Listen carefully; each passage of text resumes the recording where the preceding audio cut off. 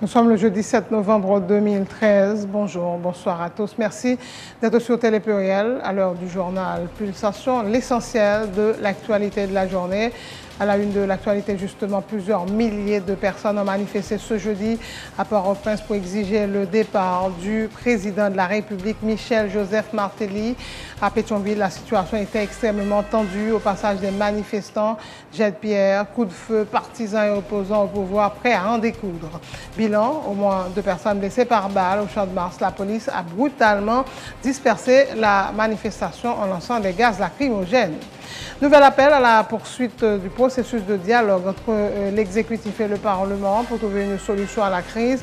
Cet appel vient du corps diplomatique, notamment de la chef de la MINUSTAH, des représentants de l'EEA et de l'Union européenne, ainsi que des ambassadeurs du Brésil, du Canada, de l'Espagne, des États-Unis, de la France accrédités en Haïti. Le député Emmanuel Fritz Gérald de Bourjoli, membre du bloc minoritaire, dénonce ses collègues du PSP, le bloc majoritaire présidentiel qui se serait rendu coupable de corruption en acceptant des tôles et la somme de 250 000 gourdes pour continuer, je cite, à faire le jeu de l'exécutif alors que le gouvernement persiste dans son refus de débloquer des fonds pour la réalisation de projets importants dans les communes des parlementaires de l'opposition. Yasser Arafat est mort empoisonné au polonium en 2004, a indiqué sa veuve Soua, se basant sur les résultats des expertises effectuées sur la dépouille du leader palestinien par un laboratoire suisse. Pour elle, il s'agit d'un assassinat politique. Le gouvernement colombien et la guérilla des FARC ont franchi un nouveau pas vers la paix en signant un accord sur la participation des rebelles à la vie politique. Vainqueur du Suisse Stanislas Wawrinka 7-6-7-6 et donc de son deuxième match de poule, Rafael Nadal est assuré de finir la saison en numéro 1 mondial et s'est qualifié pour les demi-finales des Masters. Voilà, mesdames et messieurs, pour le menu du journal.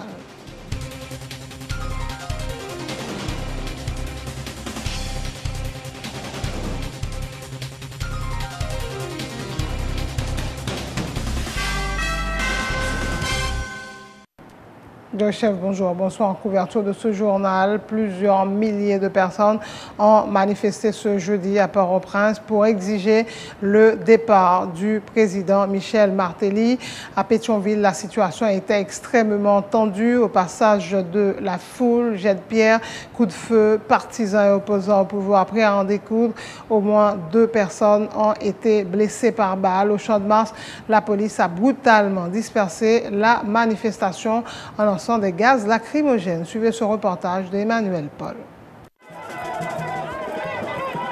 À l'appel de l'Afro-Parc et des partis de l'opposition, les anti-Martelly étaient une nouvelle fois dans les rues ce jeudi 7 novembre. Mais cette fois, ils avaient décidé de changer de direction. La manif a débuté devant le local de l'église du Perpétuel Secours, Pro-Bel-Air.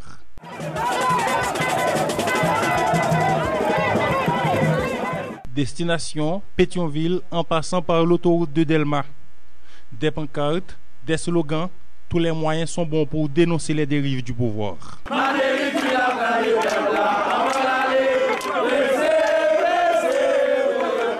Les manifestants, plusieurs milliers, ont une nouvelle fois exigé le départ du chef de l'État. Ils entendent intensifier le mouvement jusqu'à ce qu'il obtienne gain de cause. Je dis à nous changer de stratégie. Nous prenons Pétionville. Nous prenons Pétionville pour nous faire revendication de passé, à savoir pour nous demander libération 3 prisonniers politiques. Enol Floristal, Joseph Floristal, à Jérôme Vincent, pour nous demander pour lever mandat avec interdiction de départ, ils mettent des maîtres André Michel, mais nous exigeons tout, démission de M. Martelly Pétadrose et Laurent Gagotte, qui a 2 ans 8 mois depuis avoir fait sabotage dans ce pays. Je dis, Martelly refusé pour nous manifester, pour nous dire qui ça qui fait nous mal, eh bien nous, ouais, selon logique dictateur que nous entrons là, eh bien nous dit, nous tout peuple haïtien, nous prenons gonfler vers nous, et puis pour la communauté internationale là, qui vient mettre Martelly là, vient fabriquer Martelly là, bah nous, pour entrer, venir chercher Martelly, parce que si on pas venir chercher, nous-mêmes nous voyons le bail. Parce que c'est celle nous-mêmes qui a mis le mise en accusation, parce que nous, tout pays, sénateur, député, on va les réunir pour sauver le peuple là, et puis je dis à nous prendre l'initiative pour nous mettre Martelly dehors, quel que soit janvier, nous mettons Martelly dehors. Le député de Moron-Chambellan a également pris part à la manifestation antigouvernementale. Le Parlement n'étant pas en mesure de jouer son rôle convenablement, Il revient à la population de se mobiliser pour obtenir le départ de l'équipe en place, martèle Sorel Jacinthe, appuyé par Assad Volsi, l'un des organisateurs de la manif. Présence, mobilisation, aller. Est-ce qu'on est chambre dans même au ministre aller? Donc mobiliser la population, tout le monde qui semblait rassembler, rencontrer, dialoguer, et puis au fur et à mesure, on a balisé, et puis Matéli aller exactement ça qu'on a fait. Oui, avant séance qui était faite avant, Matéli a eu une chance de faire au moins 6 mois encore dans le pays. Mais séance qui sont faites dans le Sénat, les jeux étaient Matéli automatiquement. La population qui suit le débat en télévision et en radio, et bien convaincu une autre fois encore que le gouvernement ne va pas aucun côté le aller. À l'entrée de Pétionville, les manifestants sont accueillis par des jets de pierre lancés par des individus identifiés comme des proches du pouvoir. Les protestataires réagissent en lançant à leur tour des pierres. Vive panique, situation de sauve qui peut, coup de feu.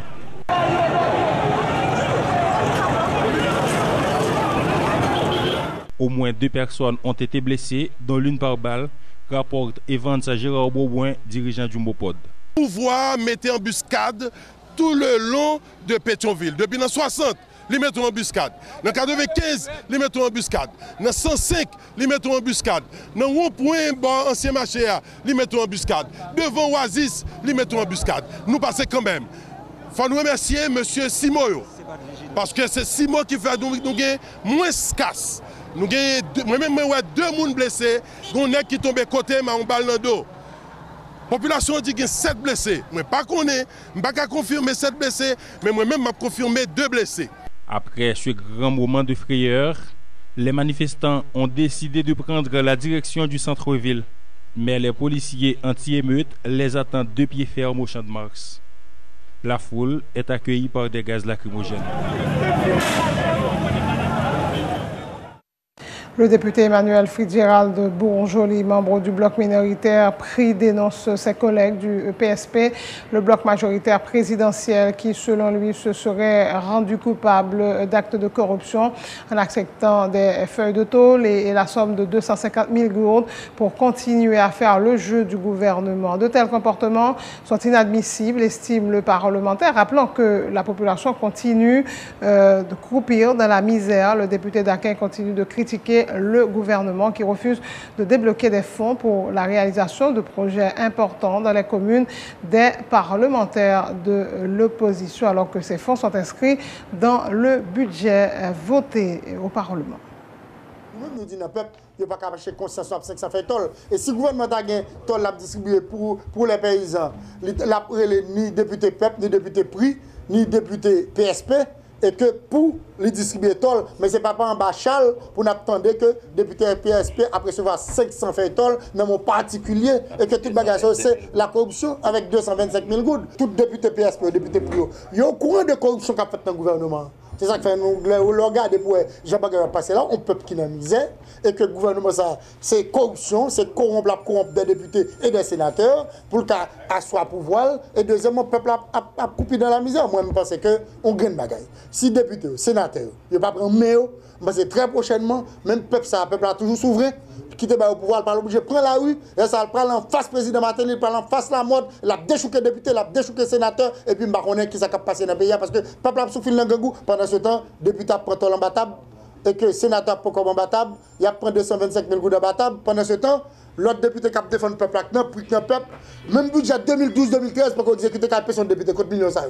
Et que budget 2013-2014, député peuple a pris par contre comment ça a passé.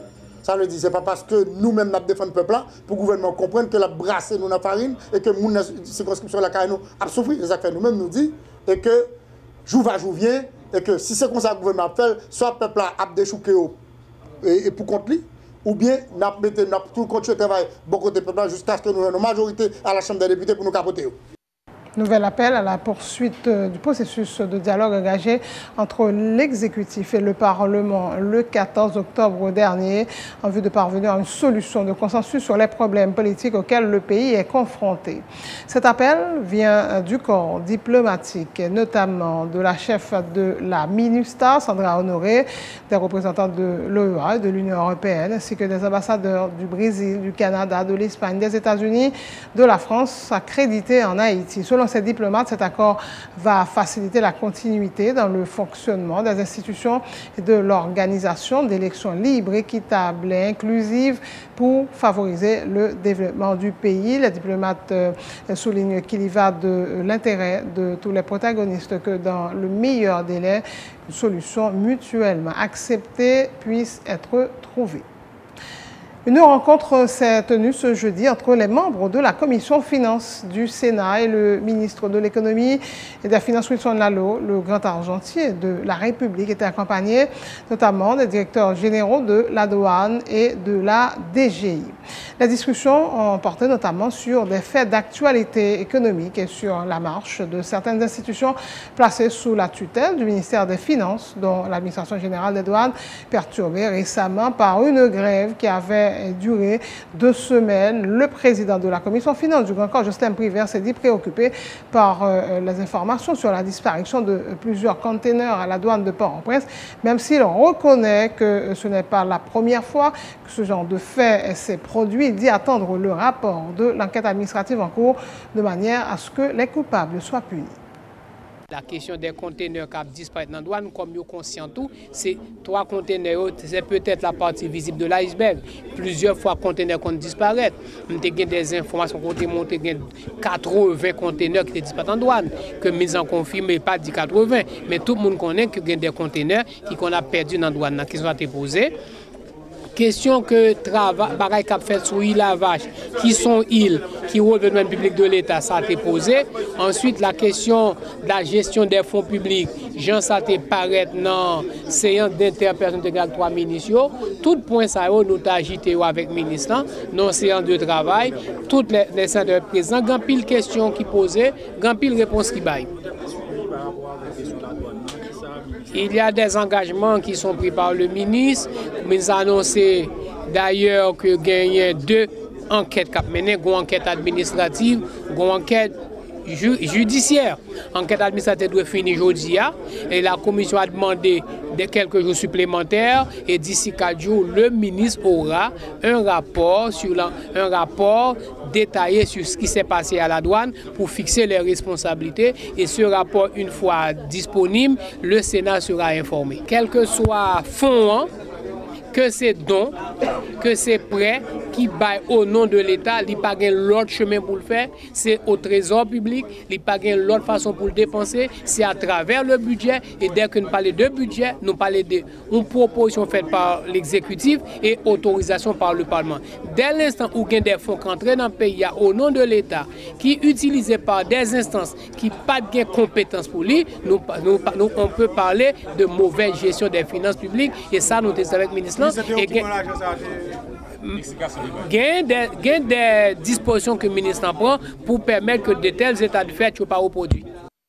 Le ministre Wilson Lalo a donné la garantie que dès la semaine prochaine, l'enquête administrative sera bouclée, les responsabilités fixées et les coupables répondront de leurs actes. Bon, question de la douane, nous connaissons ça qui fait dans le dossier. On connaît des conteneurs qui disparaissent dans la douane. Une enquête administrative sérieuse que nous avons fait et qui est censée être rapportée la semaine prochaine et qui pour permettre que nous fixions les responsabilités et que les sanctions qui. Nous pourrons changer un conteneur et qui s'acte là-dedans, vous avez idée de ça? Non, mais c'est ça fait dans l'enquête. C'est parce que justement, quand le conteneur disparaît, il y a plus de monde qui a des hypothèses, mais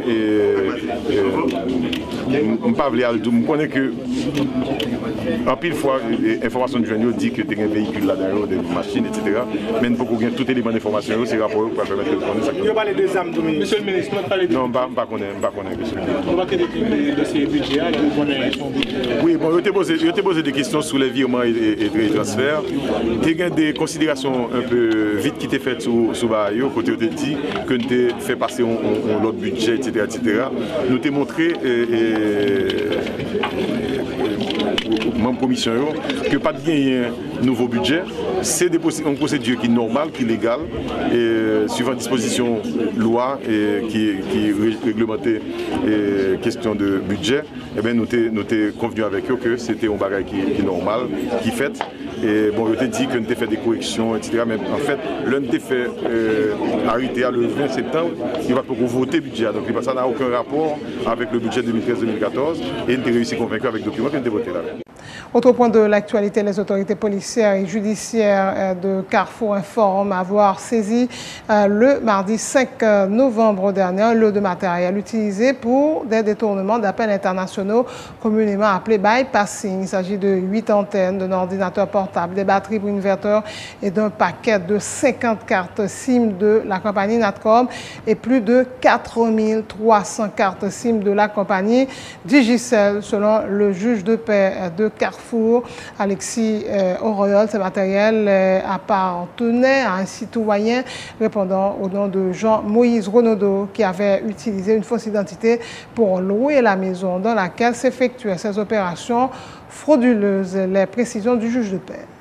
Une situation vraiment désastreuse qui passait en date du mardi 5 novembre 2013 du côté de Mon-Repos 48, rue La Porte, numéro 22. Côté que la justice était présente, de concert avec le Conatel et la police, de manière à ce que pour nous vérifier des hommes, des bandits, des hommes qui ont troublé l'ordre état des droits. Nous joignons un citoyen qui est nommé Jean-Moïse Renaudin, qui est installé dans Chamcaille.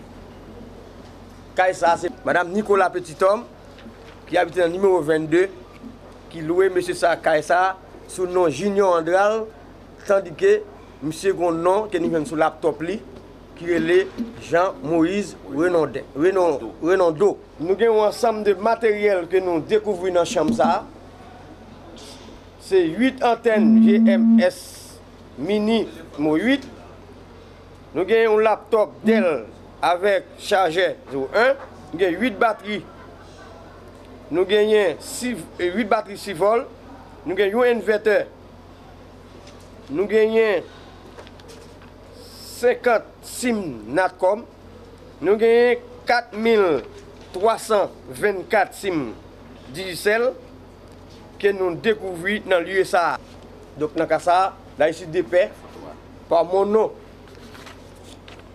Maître Alexis Auriol, juge de paix suppléant de la commune de Carrefour, n'a servi contre tout individu qui décide de la population Carrefour pour non ça, pour faire l'argent dans n'importe quelle condition. Donc, côté que l'État a besoin l'argent pour payer l'école Timoun, eux-mêmes, ils profitent de ces circonstances-là, ils ont fait travail ça, passer par voie directe, pas passer par Conatel, il va passer par Digicel. Donc, il y a pris l'argent ça sur AT&T depuis l'autre bord. Donc, nous faisons connaître la justice de paix de Carrefour a servi contre tout individu ça. De son côté, Maître Jean Larriot-Pierre, membre du cabinet juridique du Conatel, dit considérer le bypassing comme un virus qui gangrène le secteur des télécommunications. Le Conatel est déterminé à sévir tout ce type de volatilité, soulignant que l'institution donnera une prime à quiconque l'aidera à localiser Jean-Moïse Renaudot, propriétaire des matériels confisqués à Carrefour. Le Conatel choisit d'inviter la presse, c'est au fin d'informer la presse d'un phénomène virus qui ravage, qui gangrène la société haïtienne. Le phénomène c'est le phénomène de bypassing.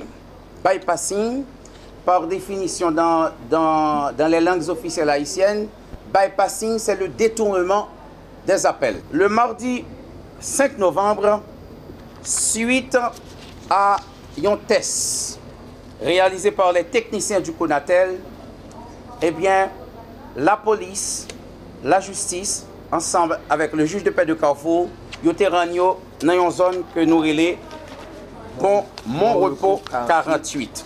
Mon-Repos 48. Et dans Mon-Repos 48, plus précisément, dans une rue que nous relais rue La Porte, au numéro 22. Nous avons lancé un appel formel. Et de façon particulière à la population Carrefour là. Nous avons demandé tout propriétaire maison dans Carrefour.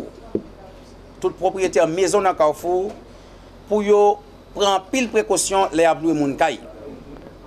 Comment louer un mon kay? Pour louer un mon kay, il faut qu'on connaisse très bien. Il faut que l'identifier. Comment pour l'identifier? Il faut qu'il vienne avec carte électorale, si son haïtien lié. Il faut qu'il vienne avec carte électorale, si son haïtien lié. faut venir avec matricule fiscale ou bien venir avec passeport pour être capable d'identifier. Et là, on finit d'identifier mon nom ou qu'on non vraiment pour louer le caille. Et là, on finit louer le caille là. Et là, on finit louer le caille là. Faudrait-il bien que qu'on qui activité la fête dans la n'importe côté que le t'a joint monsieur ça qui c'est Jean-Moïse Renando alias Andral Junior pour informer la police pour la police capable de mettre main au collet bandit ça. Et nous tout dire tout, yon moun qui arrive faire nous joindre bandit ça la prime. La prime par organe moins, nous dit que Konatel dit la prime. C'est la fin de ce journal. Le rappel des titres avant de prendre congé de vous. Plusieurs milliers de personnes ont manifesté ce jeudi à Port-au-Prince pour exiger le départ du président Michel Martelly. À Pétionville, la situation était extrêmement tendue. Au passage des manifestants, jets de pierre, coups de feu, partisans et opposants au pouvoir prêts à en découdre. Bilan, au moins 2 personnes blessées par balle. Au Champ de Mars, la police a brutalement dispersé la manifestation en lançant des gaz lacrymogènes. Nouvel appel à la poursuite du processus de dialogue entre l'exécutif et le Parlement pour trouver une solution à la crise. Cet appel vient du corps diplomatique, notamment de la chef de la MINUSTAH, Sandra Honoré, des représentants de l'OEA et de l'Union européenne, ainsi que des ambassadeurs du Brésil, du Canada, de l'Espagne, des États-Unis, de la France accrédités en Haïti. Le député Emmanuel Fritz Gérald Bourjoli, membre du bloc minoritaire, dénonce ses collègues du PSP, le bloc majoritaire présidentiel, qui se serait rendu coupable de corruption en acceptant des tôles et la somme de 250 000 gourdes pour continuer à faire le jeu de l'exécutif, alors que le gouvernement persiste dans son refus de débloquer des fonds pour la réalisation de projets importants dans les communes des parlementaires de l'opposition. Dans l'international, Yasser Arafat est mort empoisonné au polonium en 2004, a indiqué sa veuve, Soua, se basant sur les résultats des expertises effectuées sur la dépouille du leader palestinien par un laboratoire suisse. Pour elle, il s'agit d'un assassinat politique.